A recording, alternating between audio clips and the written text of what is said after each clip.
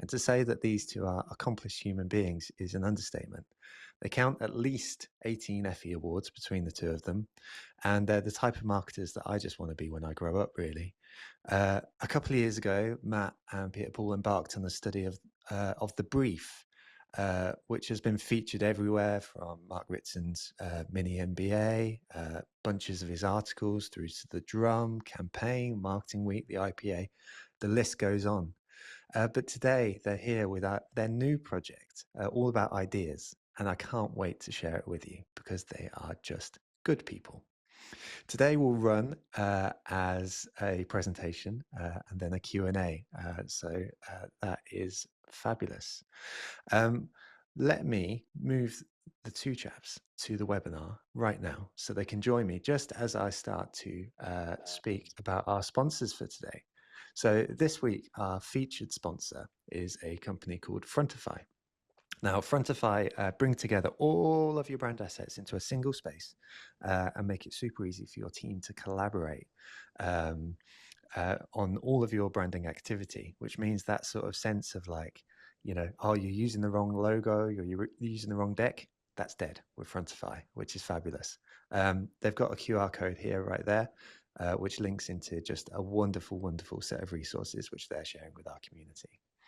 Also, a big thank you to Cambridge Marketing College, Planable, Sticky Beak and Frontify. These are our sponsors. Without them, we won't be able to do what we do. So that's my introduction done. So Matt, Pieter-Paul, it's over to you, and just thank you for being absolute legends, and thank you for taking the time today. And also, finally, thank you to the community for just being here. You're just wonderful, and seeing that chat feature light up every week fills my heart with joy. So I appreciate you. So over to you guys. And we appreciate you, Joe. Thank you so much for that super kind introduction. And good morning to you all watching this live, and hello, good day to you who are watching this on recording. We're Better Briefs as per Joe's introduction, and we help marketeers get better briefs, and we help them evaluate ideas better. And today we're going to talk about everyone's favorite topic, or hopefully it's your favorite topic, because it's ideas. Out of all the things you get to do as a marketeer, managing ideas is the fun bit. Now, Matt and I are believers that ideas are no coincidence. They are not the results of just getting lucky. They don't just happen. They're actually the result of careful consideration and skillful assessment. And we've been part of the development of some great ideas, but we've also seen many ideas die, unfortunately. So after we did the Better Briefs project, which is the largest study on the state of marketing briefs, we started to wonder, what is the state of idea evaluation? And that's the topic today we're going to use in that project. We're going to use the findings of that project to talk about ideas and idea evaluation. What's working well and what could we do better? Now, when it comes down to idea evaluation, let's ground it a little bit where it sits. So it all starts with a clear marketing strategy. And writing a good marketing strategy is hard enough. Go back to one of Joe's early episodes. We saw Mark Ritson there. Mark Ritson will tell you how hard it actually is and how to do it properly. Right? The ultimate effect that we're chasing is creative effectiveness. Businesses, brands, invest in marketing to drive better business results. And in order for that to happen, ideas need to be effective. Now, two steps happen in between. We need to capture all the marketing strategic thinking that we've done in a marketing brief. We give that to our agencies, and our agencies then go away and develop a range of ideas that then are presented back to us. Right? And that's the focus of our conversation today. What actually happens when ideas are presented back, when ideas come back from the agencies? How do we behave? How do we evaluate them? What's working well and what isn't working well? And we hope that today is going to help you get to better ideas in less time. That's the plan. Cool. So we're going to talk about 4 different components, 4 different chapters, if you like. We're going to talk about, sadly, the poor state of ideas, but we can also have a laugh at that because it can only get better. We're going to get a little bit serious and we're going to zoom in on why this is happening, what is holding better ideas back. We're also having a chat about the impact of poor idea assessment practices. That's another word for idea evaluation. We like to talk about assessment because it implies care. And then lastly, we're going to close with how to get to better ideas. We're going to have a Q&A at the end, and we're going to give away a prize. You can win a free course with us today, how to evaluate ideas better. All right, let's Don't let talk that about the study. distract you. Yeah, absolutely. Don't let that distract you. And thank you. Keep those comments coming through the chat. Mel, I love to see that. I so need this. My current method of valuation equals gut. Your gut is actually really important in idea evaluation. We're not going to get into that today, but don't lose your gut reaction. It's really important. How you reconcile that gut reaction becomes more important as the creative presentation goes on. But keep that in mind. We were fortunate enough to work with three really great partners. So our trusted research partner, Flood and Partners. If you're looking for a research agency, they do research differently. They have a very human-centered approach to research. We're very fortunate to work with them. We've been working with them for 10 years, probably going on, Pieter-Paul, and this is the second study that we've commissioned with them. Also, the World Federation of Advertisers were a great partner in this. They've lended the voices of a few of their members as well, because we wanted the marketer's view come through this whole piece of research, and also the IPA. Hopefully a few of you are aware of the IPA. We've been lucky enough to be recognized by them. We work quite closely with them, the Institute of Practitioners in Advertising, based in the UK, thought leaders in the field. So we're really lucky and that we've had a really robust view from not just the industry, but also the people who've taken our survey, marketers and people who work at agencies. So hopefully it gives you a good understanding of what's going on. And thank you those who filled in our survey, because Joe did share the link and he helped get us respondents. Back to you, Matt. Free Porsche, absolutely. James Sambrook. That's on recording, I think, so we can go back and check that too. 1,034 respondents for this particular project. So a really rich sample, 54 countries. We're able to provide really robust views in 3 major advertising markets, the USA, the UK, and Australia. Over 400 from marketing organizations, more than 329 from creative agencies alone, from in-house departments, B2C, B2B, wherever you work, this research is relevant to you.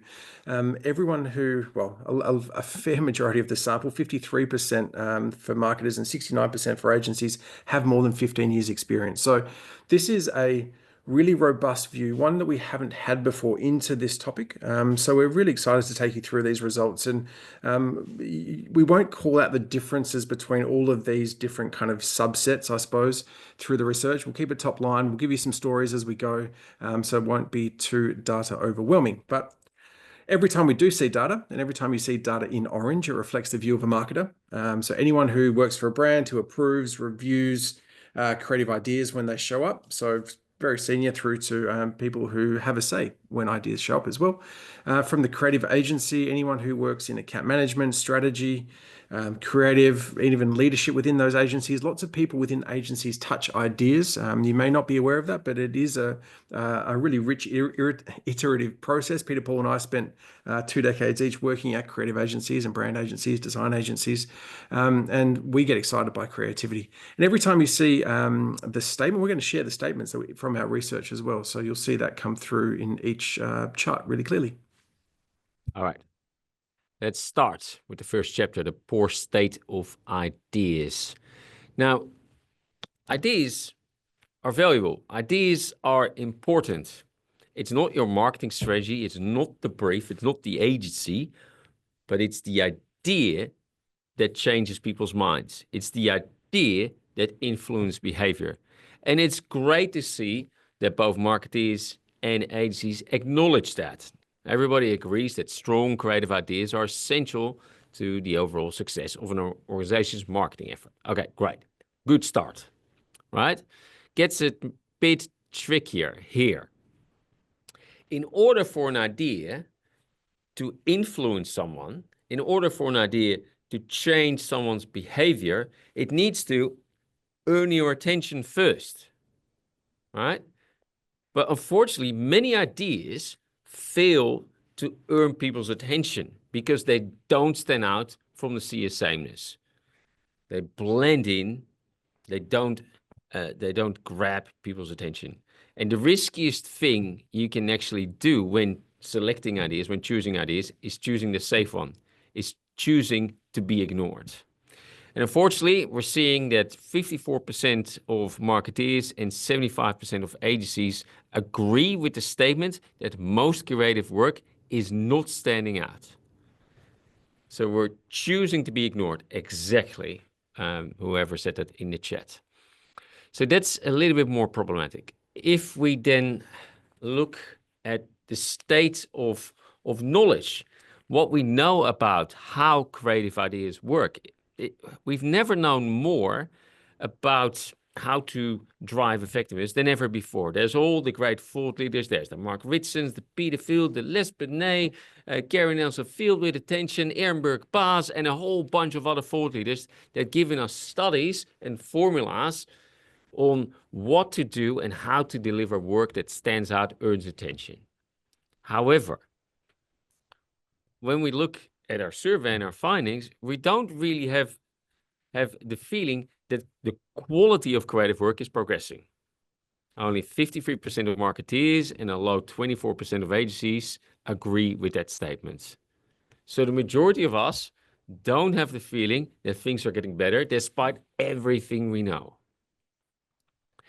Now, feeling proud and having purpose in the work that you do is very important in any profession. And we wanted to get a better understanding of pride in our industry. How proud do people feel in marketing? So we asked everybody to have a bit of a think, to share with us what percentage of the creative work they have been involved with across their entire career they feel proud of. And what came back wasn't pretty. It kind of shocked us because it seems that the majority of the work we make doesn't fill us with pride. So with marketeers, they say they only feel proud about 36% of the work they do. That number drops to 26 for creative agencies, and in-house teams sit somewhere in between. It's a bit weird when you start to think about this from out of category perspective, don't you, Matt? Yeah, I think if I was a furniture maker or whatever, and I was only proud of 26% of the tables I was making or 36% of the tables I was making, I'd be pretty disappointed. So I think it's a good starting point of understanding really what does pride look like for each of us. What do we determine as pride? As Pieter-Paul said, we've been fortunate enough to be recognised with a few Effies over our careers, and look, to say 20 plus Effies over how many campaigns have we been involved with, Pieter-Paul? That there must be hundreds of campaigns that we've been involved with. So it's not surprising, this stat. Like if we're holding ourselves to high standards, which we should, then this is good. We should be trying to be as proud of the work as we can. And for us, pride is equal to effectiveness. But again, it doesn't happen all the time. So we need to work out what the ingredients are that gets us to really successful work. Yeah. And the first moment we need to zoom in on, and the first act we need to zoom in on is the evaluation of ideas.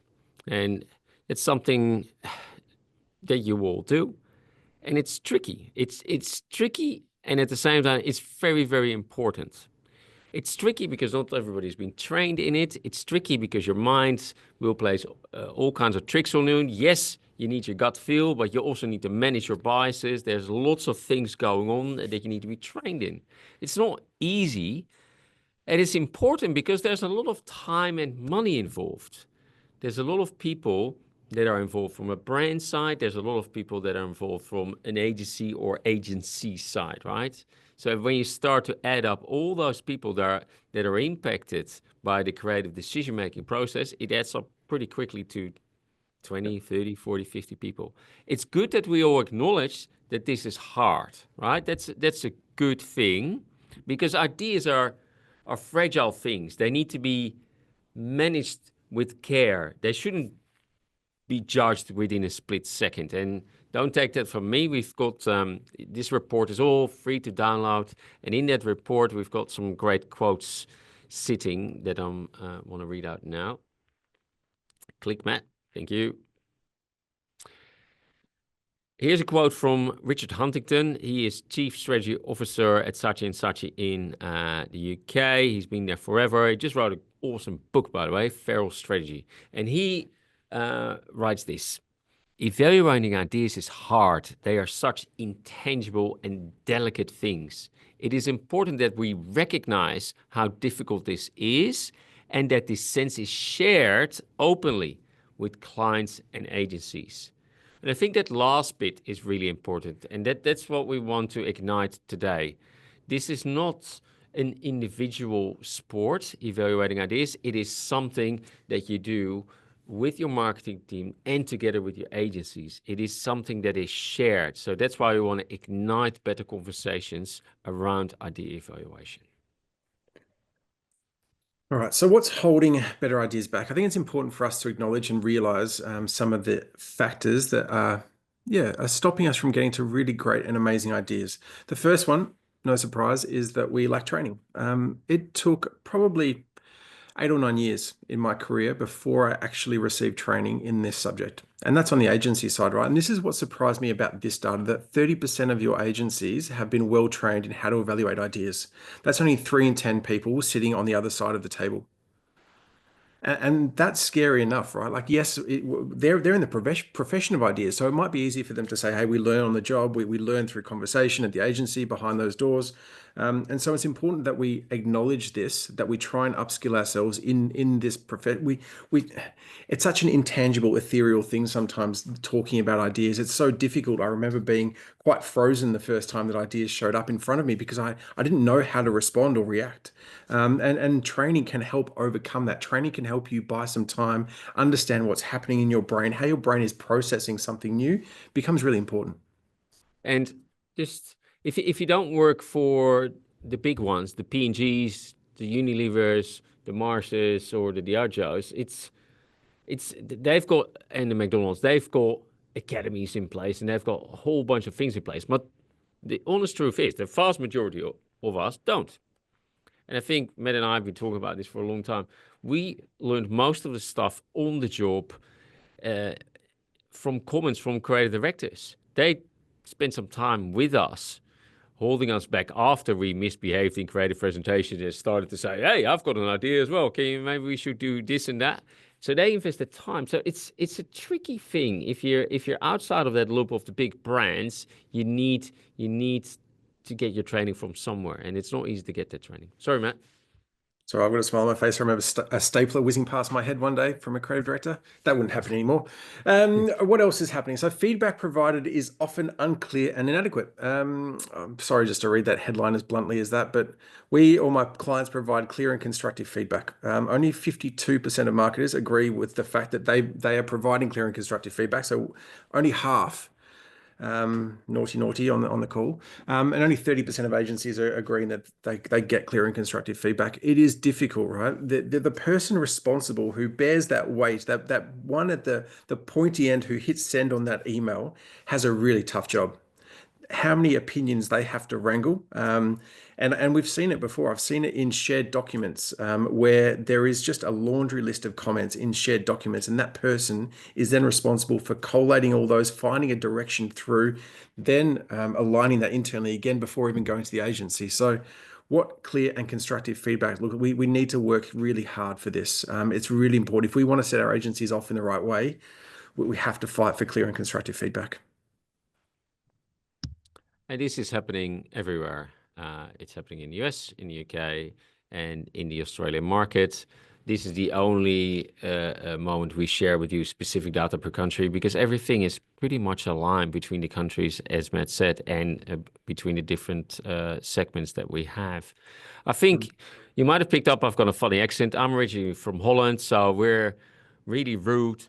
But and we can't dress very well. But there's one thing that is good about the Dutch culture is that we're very, very direct. And that actually helps when you're dealing with something as fragile and as intangible as creative ideas. So I would encourage everyone to not be polite. It's nice to be polite when we're at the dinner table. It's nice to be polite most of the time. But when it comes down to dealing with ideas, we need to be direct. We need to be open. It needs to be clear on what we're thinking. Thank you. Compliments coming through the chat for you, Peter-Paul. So well done fishing for compliments there. Well done. So the client approval process works well, was the statement. Only 56% of marketers agree with that statement, and only 23% of agencies agree with that statement. So we know that the approval process could work better to foster more creativity. Creativity in agencies isn't just an aha moment. It is, as I mentioned, an iterative process where lots of people get involved. There is a process of building, distilling, culling, and we need to be aware of that. We need to give our agencies the time. When we step into that process, we have to be really delicate. So whether that's the first creative presentation or whether it's even a check-in, check-ins are really difficult. Check-ins can break the flow of creativity. If you say, hey, I really want to get a sense of where you guys are at, the creative agency then spends time getting ready for that meeting rather than spending time going deeper on the brief and into the ideas. So we have to be careful around what the process looks like. And when it gets into approvals, making sure that right people are signing off on the idea internally at your organization, right? We know that, we think that what is happening is the people who are signing off the brief are not always the ones signing off the idea. They should be so tightly linked together, those two roles. You sign off the brief, you sign off the idea. So again, that approval process, we need to take a good look at it, right? If we're acknowledging it's not working, then what can we do to improve it? When we look at the approval process in more detail, and this is stuff that these are words describing this process that you would akin to filling in a tax return or going to the dentist. Inconsistent, slow, subjective, painful. This is not the words I would use to describe creativity. Yes, it can be a really hard task to get to, as Peter-Paul said, a hard task to get to rich, deep, impactful creative ideas. But these are words that, again, put a black mark across the process. So how do we work together with our agencies to make sure we give them the space to flourish? Cool. So, and I think Joe Arden, now Chief Strategy Officer at AMV BDO since I think the beginning of this year, she writes it beautifully in our report. Creativity dies in committees. Trying to accommodate the peccadillos, those are like tiny little tweaks, and preferences of everyone in the room makes things worse. The person who signs off on the brief should be the person that signs off and approves the idea.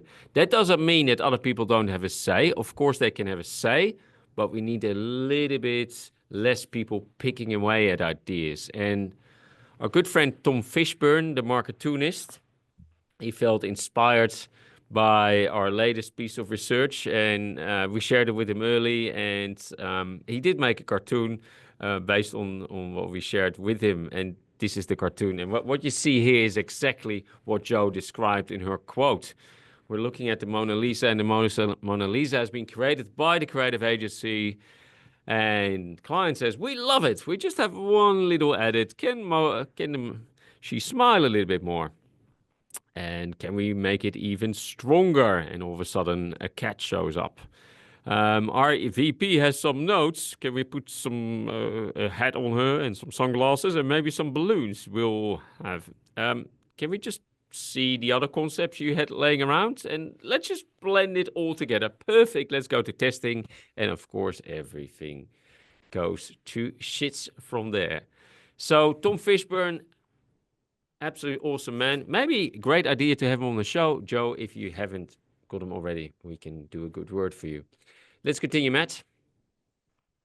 So remember that we talked about strategy leads into briefs. Briefs provide the springboard for creative agencies. They guide their thinking.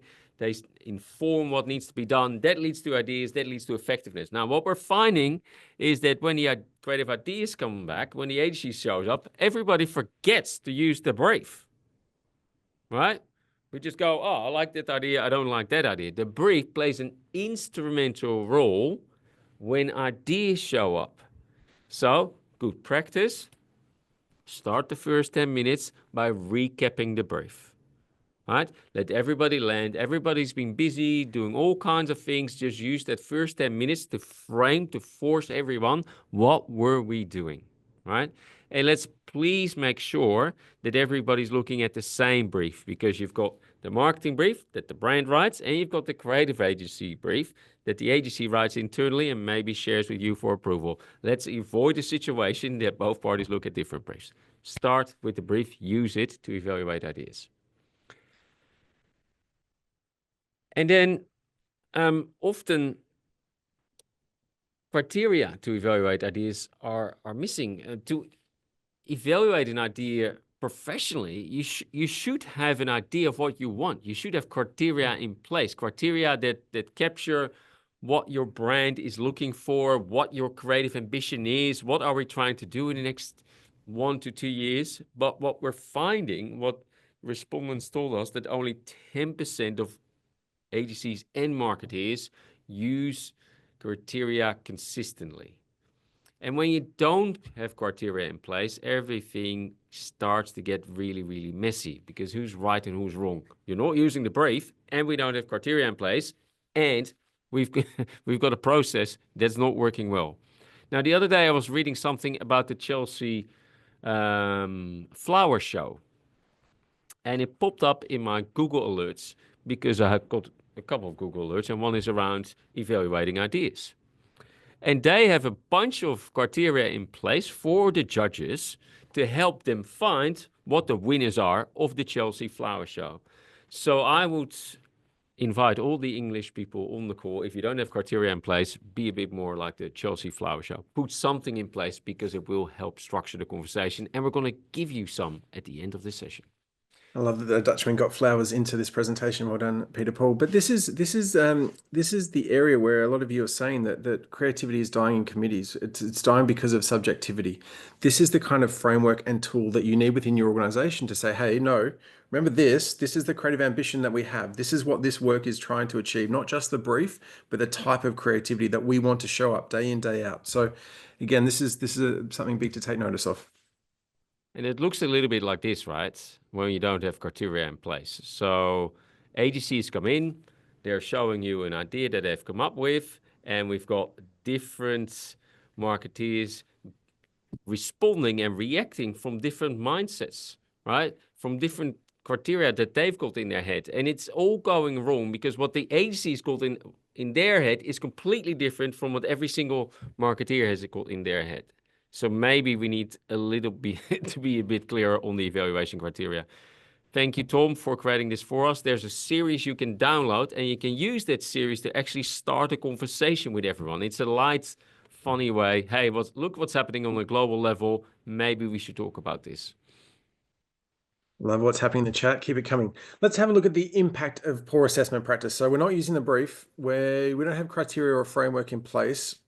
What is happening? Well, unsurprisingly, personal opinion is having a big influence on decision making. So 84% of marketers agree, and 89% of agencies agree. So that is when subjectivity reigns. It's a personal opinion free for all, and we know that we shouldn't be deciding on ideas based on what we think is right or wrong. It should be through the lens of that target audience, right? Through the lens of the brand and how the idea is working for that audience that we've defined in our brief.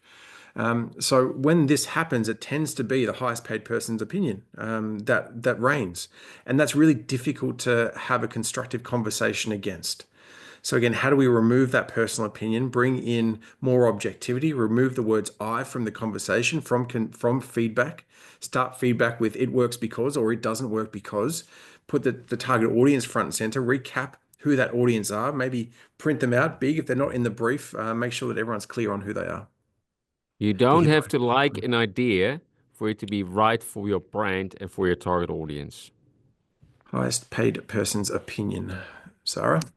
Now, all this is leading to a really high rework rate. What is a rework rate? It is when an agency presents a concept, and we tell that agency to go again and again and again. And we're telling them at the moment to go again 5 times. It's taking 5 rounds to get to a signed off idea. We find that kind of baffling.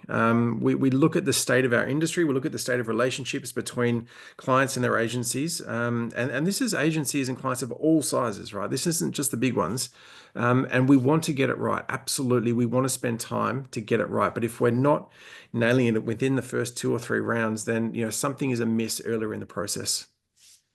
5 rounds is an average, right? So we're seeing that rounds can go up to 10 on average. What was also surprising is it was super aligned between marketeers, agencies, in-house department, B2B, B2C, Australia, UK, USA.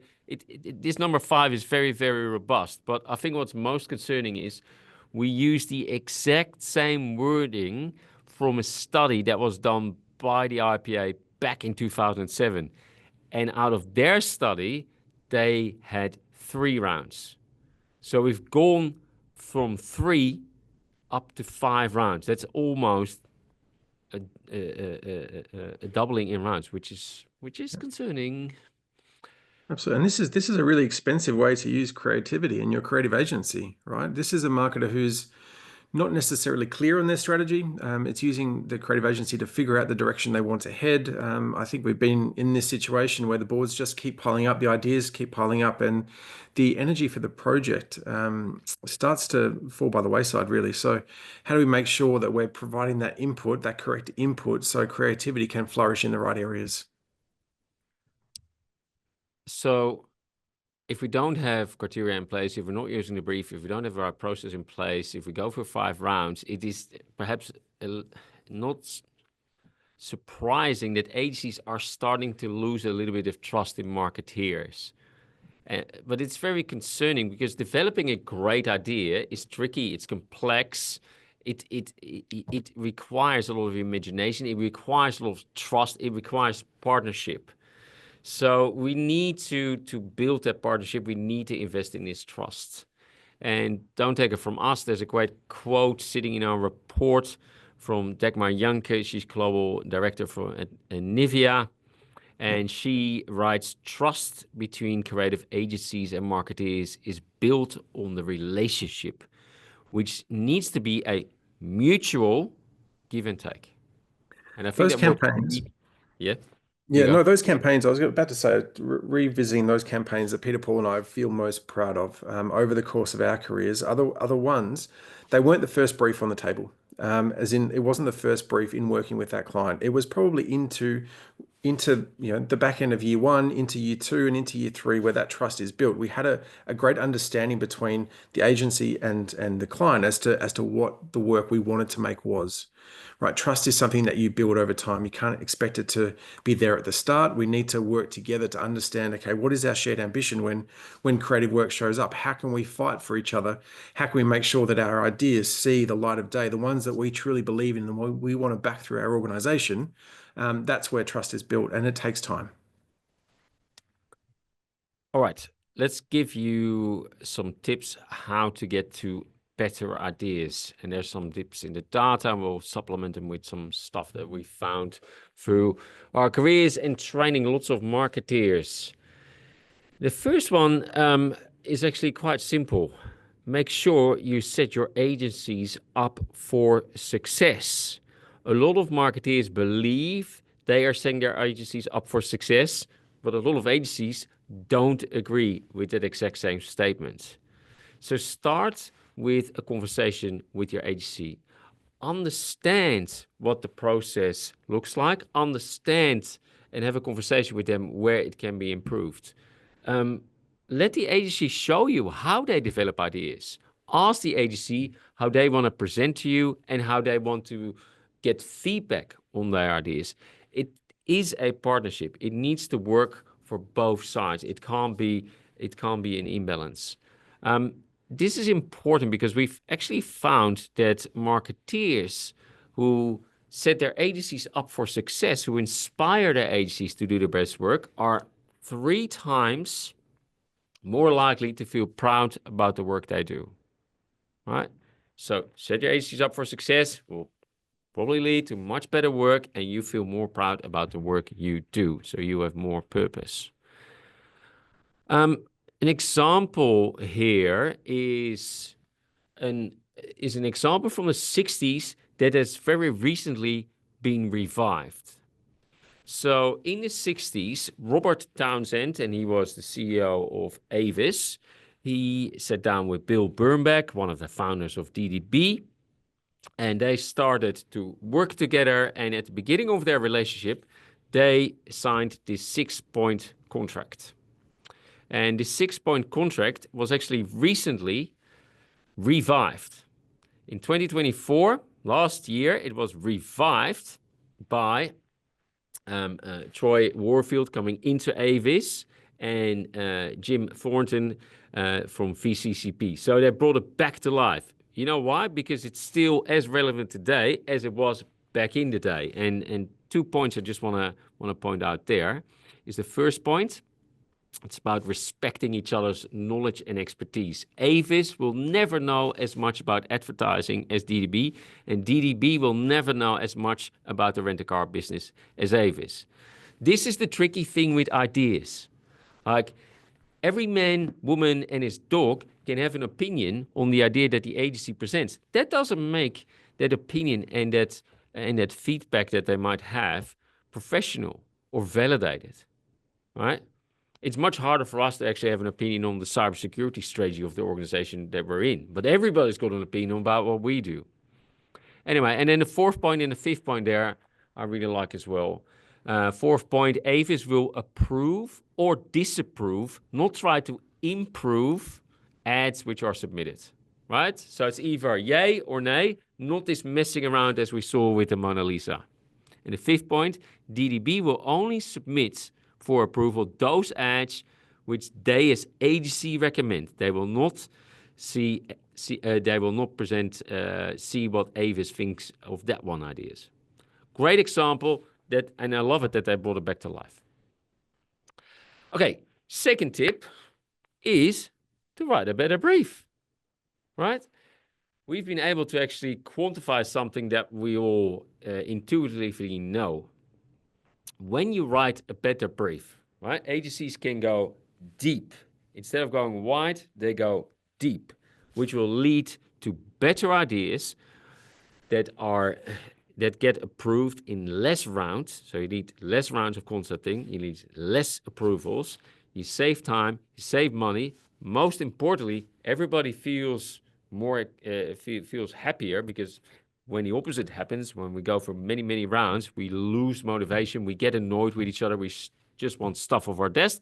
Now we feel happy, we feel excited to launch it into the work, and most importantly, it is more likely to be effective in market, influence people's attitude and behavior, and deliver a return on investment.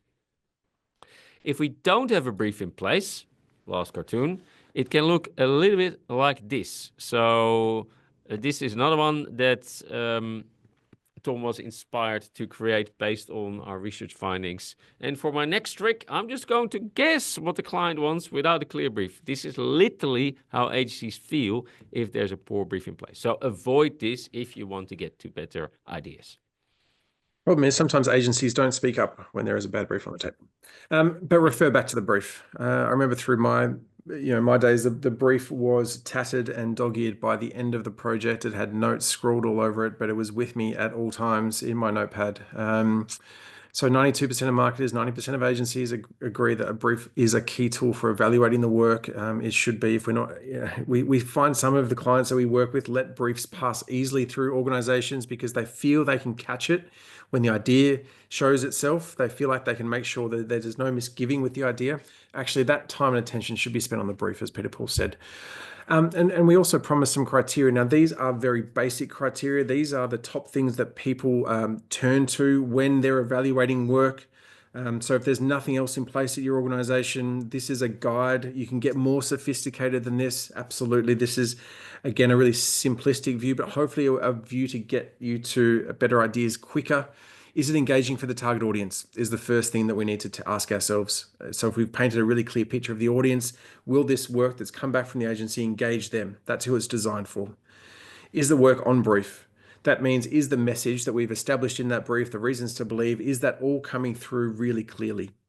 We want to make sure that our communication is designed to impact that audience, and we're putting our best foot forward with that brief. Do we think it will earn people's attention? In this world, we're exposed to, 4,000 pieces of communication a day, apparently, from Forbes. That's what they reckon. More. I live on a farm, so I have no idea. Will it earn people's attention? It's there is too much waste.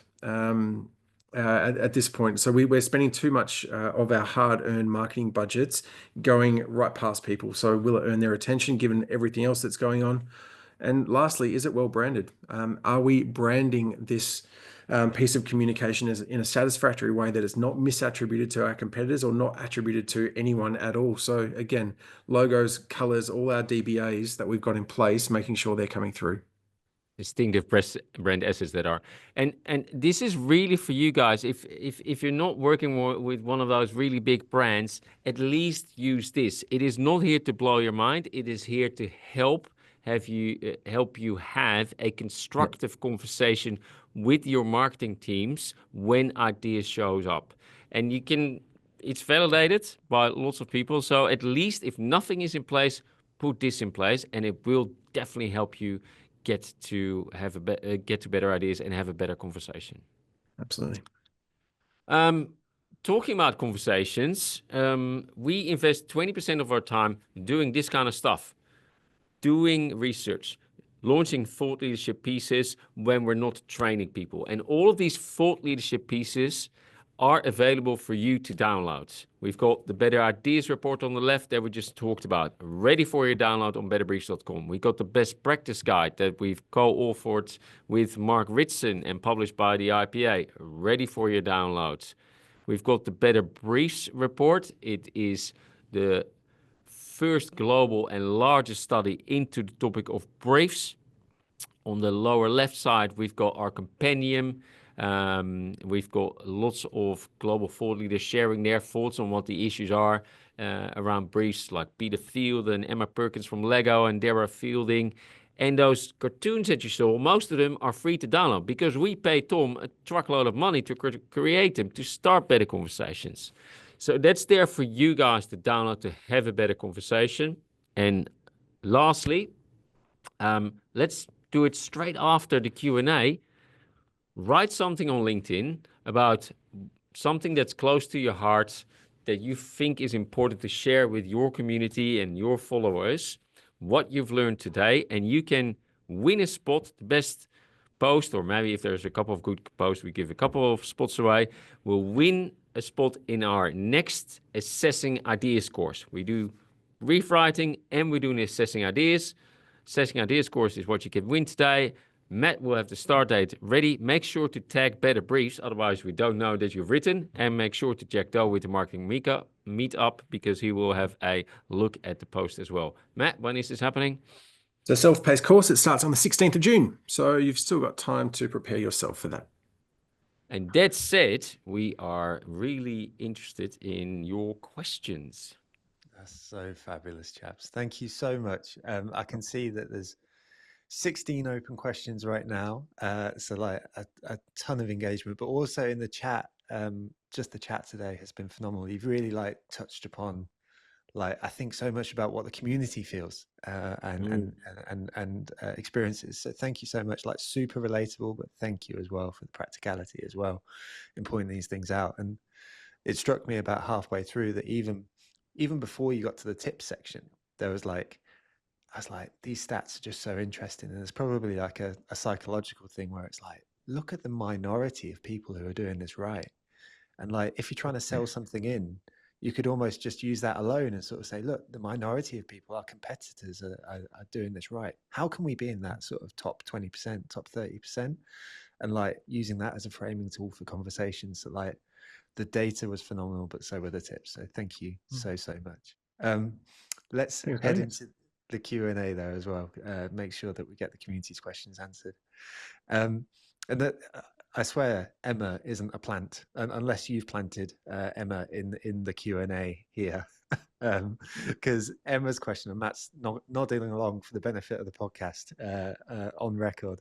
But Emma says, how do we find training to evaluate ideas? I've never heard of it before.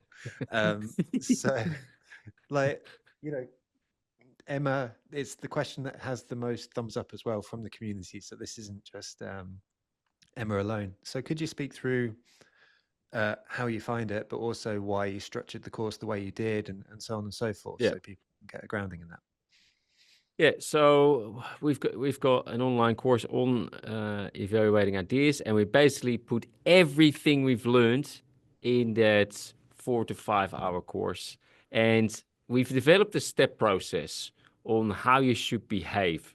What should you be doing and thinking when an idea first shows up? Because a lot happens. A lot happens in the unconscious part of the brain, and then the rational part of the brain kicks in, and everything is firing. So how do you manage your biases? We're all biased, right? You're biased to this purple pinkish color, um, because it's on your head and it's your brand color. So when I present an idea to you with that kind of color, you're on an unconscious level more likely to actually be in favor of that concept. So biases, emotions, feelings, how do we deal with that? Do you have to feel positive about an idea, or how do you manage when an idea makes you feel slightly negative? Is that a good thing? Is that a bad thing? We answer all of those questions, and then we go into what's the difference between an idea and an execution. Super, super important to actually understand, because it is quite easy to change an execution. It is a lot harder to change an idea, and it's a lot more expensive. We actually find that, and we've trained a lot of brands all over the world, we find that not enough people understand that difference, even from an agency side. So start to create a shared understanding of what an idea is and an execution and how they're different. And then what does constructive feedback look like? What does unconstructive feedback look like? What do you need to watch out for? What situations can you have in relationship to the brief? And how do you keep an idea pure? That's everything we've learned, and just put it all into the course. And it's the thing that when we go into live engagement, usually people call us, come and train us on brief writing. But then evaluating ideas is the thing that people really, really tell us, that's the thing I needed, and I never knew I needed it that bad. Sorry, Matt, that was a long monologue. No, that's good. Hopefully that answers it. Go to betterbriefs.com and you'll be able to find the Assessing Ideas course there. Perfect. Thank you very much. I love that so much. Okay, cool. Let's head to the next question. So, a large part of the marketing meetup community are folks in smaller marketing teams or smaller businesses. And so while today has focused on the relationship between agencies and marketers, there will be some people sat there today who will be like, it's just me, or I'm in a small team. Yeah. So this question from an anonymous attendee says, how would you recommend evaluating ideas or building ideas when you're a one-person marketing team? Because granted, that's not your context for today, but presumably some of the principles that you've been speaking about could cross-pollinate quite well. Yep. Well, Absolutely. we're in the same situation. We don't have a big marketing budget, do we, Matt? But you take No, the no, absolutely. It's we're a small team as well, and we have to go through that same process of understanding what idea is right for our business. We're fortunate enough to work with some amazing freelancers in different fields that bring their expertise in as well. And the benefit of being small should not be underestimated. The benefit is that you can try stuff. You can try stuff and you can back your ideas and you can move quickly. You can move quickly from one to the next, and you don't have to spend a fortune, and back one single horse on that idea. We've worked for lots of amazing small brands over the time, and they've taken a bit more of a scrappy challenger attitude to their marketing and to their ideas, and that has led to some wonderful stuff. Have they got it right all the time? No, and I wouldn't be scared of getting it wrong. Because you are small, the impact that you may have is going to be greater when you do strike gold with that idea. So just test and learn would be my advice there. And Joe, if I may add one thing, because I think the word research was in the question. Mm-hmm.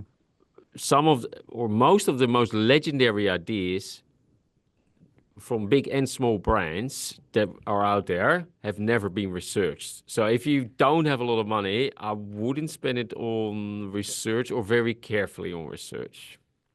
That's really, really controversial. Yeah. That is, oh mate, yeah, you're putting the fox amongst the pigeons there. That was, yeah.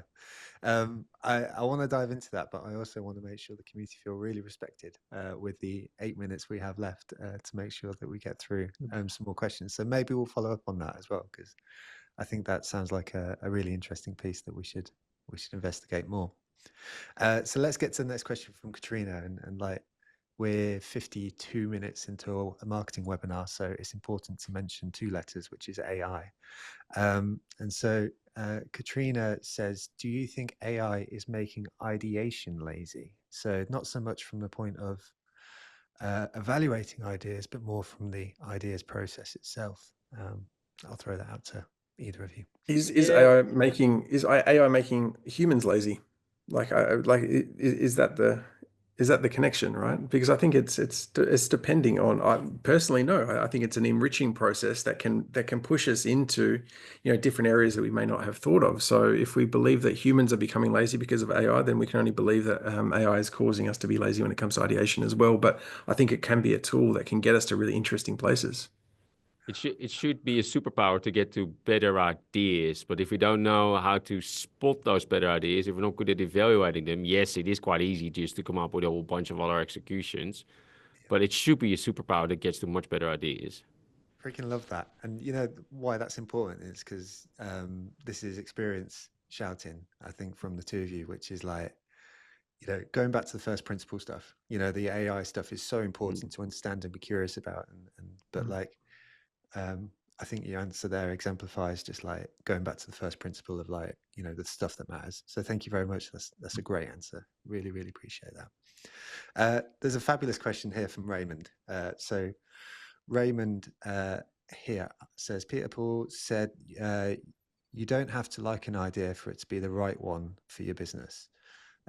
Raymond continues, when there are too many cooks involved in the approval process, do you have any tips on getting this point across to those in the C-suite who need to have a say? So those folks who say, I don't like this idea in the C-suite.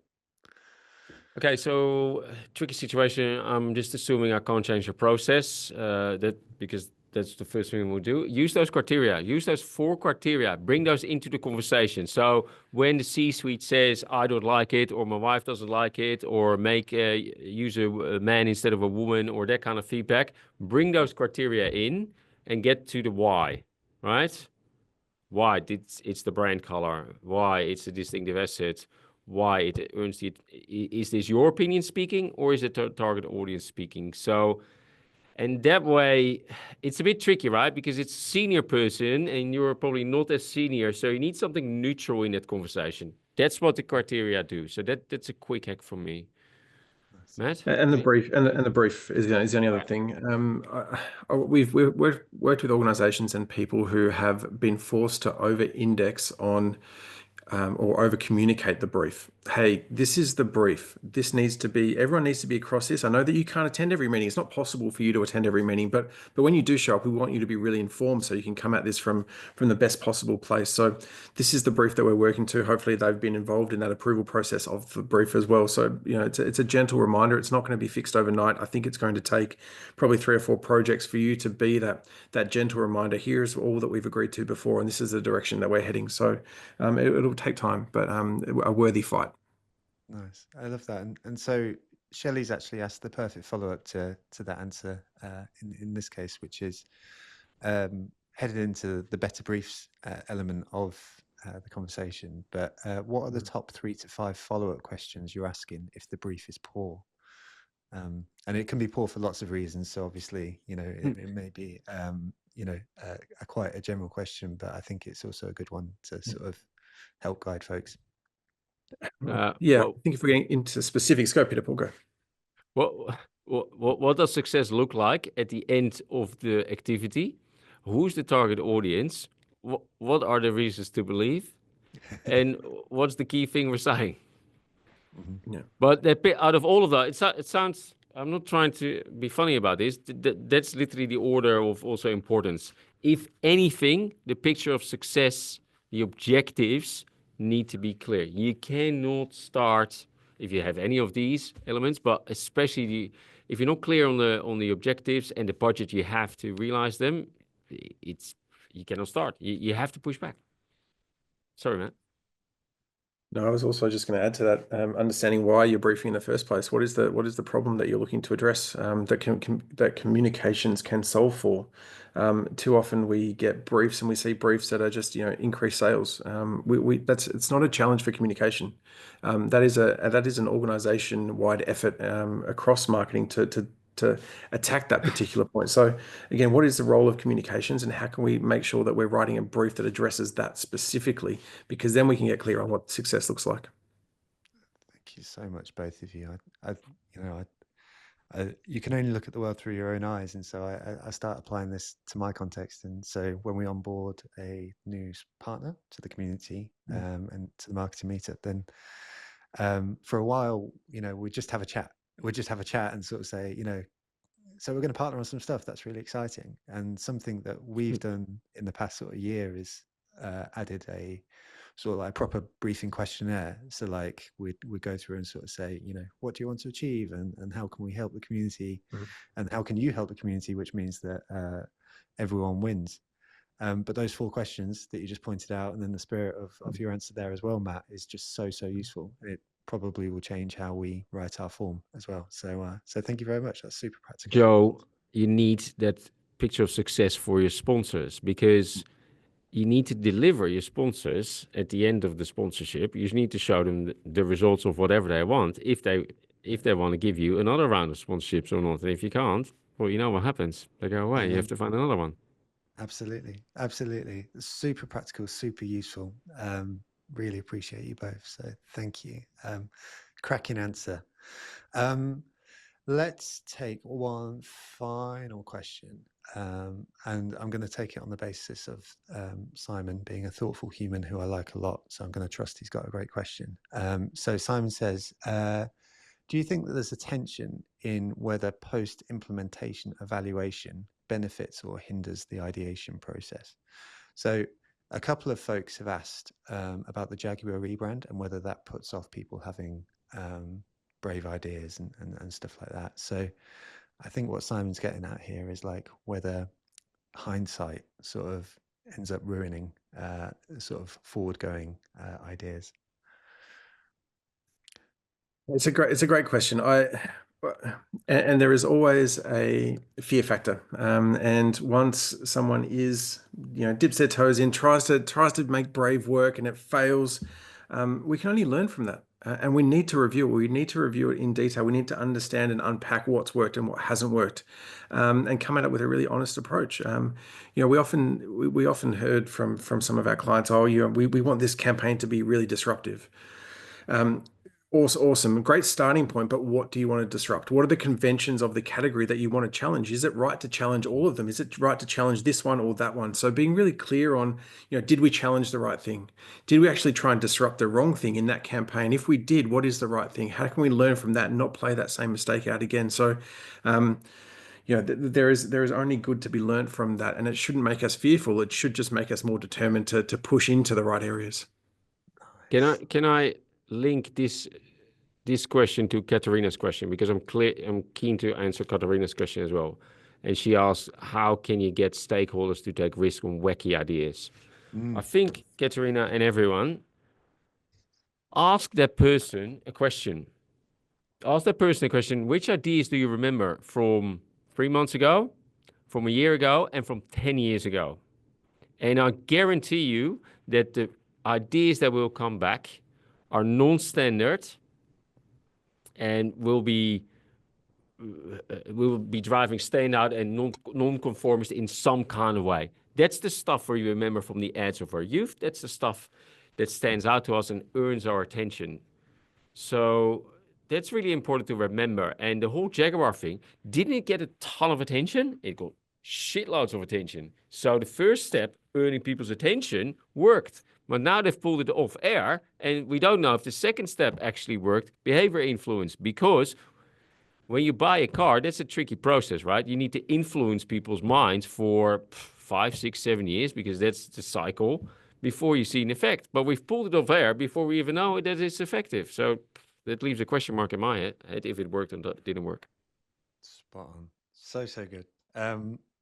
Thank you both, chaps. Like, really appreciate you taking the time and Natalie has said here, thanks so much. Really fun talk and great insights. And so the last thing that I'll say is that my co-founder before today's session gave me the challenge of making today smiling throughout our webinar and just having a lot of fun. And so for Natalie to pick up the word fun there is absolutely fabulous. And so you're both so appreciated, and as a community, you're all so appreciated as well. Thank you so much for being just brilliant as ever. Please do share on LinkedIn afterwards. You'll be able to take away and tag in Better Briefs and the Marketing Meetup. And Matt and Pieter-Paul will pick at least one, by the sounds of it, person to go on the course, which is so fabulous. So thank you all. Such a pleasure. Please do take the time to check out our sponsors. I got a screenshot sent to me earlier on where my square sort of looks a bit funny on screen, so I'm not going to do the graphic right now. But a big thank you to Sticky Beak, Frontify, Cambridge Marketing College, and all of our sponsors, and Plannable for being unbelievable.